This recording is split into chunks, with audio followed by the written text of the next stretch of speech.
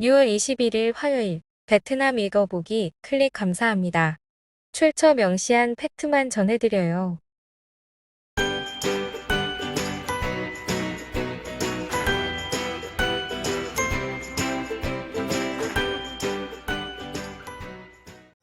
자전거 출근. 몇 분 만에 응우엔 휘풍과 그의 소형 접이식 자전거는 교통체증에서 벗어났고 뜨거운 여름 햇살을 맞으며 서 있는 인파에서 빠져나왔습니다. 하노이 떠이호 군의 여행사 직원은 39세 퐁 씨는 21년 초 자전거 출근을 결심했습니다. 여름에 자전거 타면 땀나는 문제는 회사에서 욕실을 제공하며 해결되었습니다. SNS에는 자전거 출퇴근 그룹에 수만의 회원이 있습니다. 1년 된 1200명의 회원이 있는 접이식 자전거 그룹 관리자는 매일 평균 10에서 15명이 가입한다고 합니다. 이혼 베트남의 21년 통계에 따르면 현재 300만 이상의 자전거 이용자가 있으며 주로 하노이와 호치민에 있습니다. 그 외 지하철에 접이식 자전거를 싣는 경우와 전기버스에 싣는 경우가 나오지만 전기버스는 최근 접이식 자전거를 거부했다고 하네요. 베댓 1위는 아이들을 등교시켜줄 필요가 없고 샤워 공간이 있는 사람들입니다. 오늘 같은 폭염에는 자전거 탔다 쓰러질 것 같은데 베트남에서 자전거 보급은 기사만큼 쉽지 않을 것 같습니다. 여유 있는 사람의 레저용으로만 기능하겠지요. 보건부 차관, 많은 코로나19 백신, 기한 만료 위기. 도권 또엔 차관에 따르면 중앙 및 지역에 코로나19 백신 잔고가 있어 예방접종을 촉진하지 않으면 만료될 위험이 있다고 합니다. 기사 내용은 사실 이게 전부인데 흥미로운 점은 댓글입니다. 베댓 1위는 3차 접종했는데 지난 2회보다 더 피곤합니다. 이제 충분하고 관심 없어요. 지금은 휘발유가 하락에만 관심 있습니다. 2위는 만료되면 버려의입니다. 작년에 백신 뒷돈 주고 맞으며 SNS에 자랑하던 상황은 이제 끝이네요. 대중의 변화도 재미있습니다. 그리고 보건부도 2차 때는 욕먹고 빨리 접종 여부 업데이트하더니 이제는 또 관심 바뀐 지 한참 전에 3차 접종 업데이트도 안 하네요. 내일 4차 접종안 발표라는데 이런 상황에서 어찌 진행될지 모르겠습니다. 사업용으로 아파트 임대 개조 시 8천만 동까지 벌금.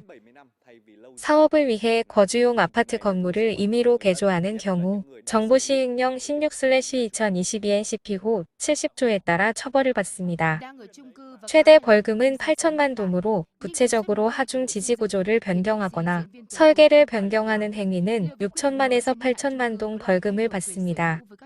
규정 위반 도료, 장식으로 방화위험물 설치, 카센터 혹은 도축 서비스, 규정에 따른 아파트 사업활동에 맞지 않는 사업활동, 아파트를 비거주 용도로 사용하는 경우 2천만에서 4천만 동 벌금입니다. 이는 단체에 대한 벌금으로 개인의 경우는 절반이 적용됩니다.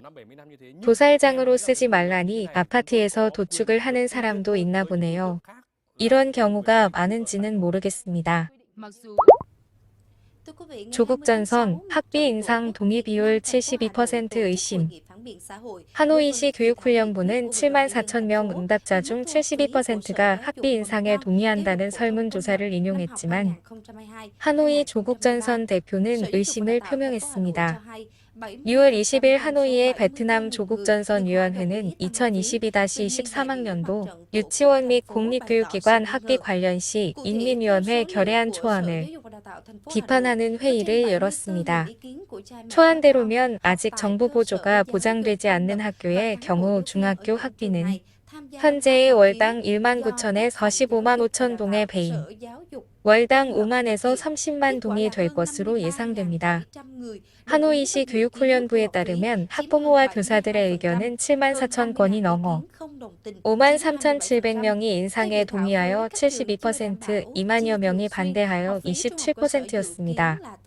이 결과의 찬성이 70% 이상인 것이 의심스럽다라는 입장이며 약 30%의 반대도 공감대가 높지 않다는 이야기가 될 수 있다고 합니다. 해명 시간에 하노이 교육훈련부 정태 끄엉 국장은 설문 결과에 대해 회신하지 않았습니다. 올해 인상하지 않으면 내년엔 2배, 내년에 안 하면 내후년에 3배가 된다는 입장입니다. 하노이는 현재 2,300만 명의 학생이 2,835개 학교에서 수업 중입니다. 교사는 13만 8천여 명이며 그중 약 10만여 명이 공립교사이고 학비 수입은 19%에 불과하여 정부 예산이 여전히 81%를 지출해야 한다고 합니다. 또한 하노이는 매년 6만 명의 학생이 늘어 30개 학교를 더 지어야 하지만 현재 교사 7천 명이 부족하여 최근 2,800명 추가 모집 협의에 있습니다. 시의 부서가 낸 설문 결과를 의심한다는 뉴스가 대대적으로 나오는 게 신기해서 선정해봤습니다. 베댓 1위는 그냥 방과 후 교문에 가서 학부형에게 물어보세요. 학비 인상이 없다고 100%가 장담합니다. 학교 측에서 의견 수렴 용지를 배부하는 경우 결과가 달라집니다. 라며 설문 결과가 정확하지 않다고 지적합니다. 그보다 베트남의 의무교육을 저도 막연히 중학교까지로 알고 있었는데 이 기사 때문에 찾아보니 정확히는 중학교까지를 목표로 하고 있으며 2019년 6월 14일 국회에서 초등학교 5년간을 의무교육으로 규정하는 교육법 43/2019 QH14호가 통과 2020년 7월 1일부터 시행되었습니다. 아직 중학교도 공식 의무교육은 아닌 것이죠. 오늘의 뉴스는 여기까지입니다.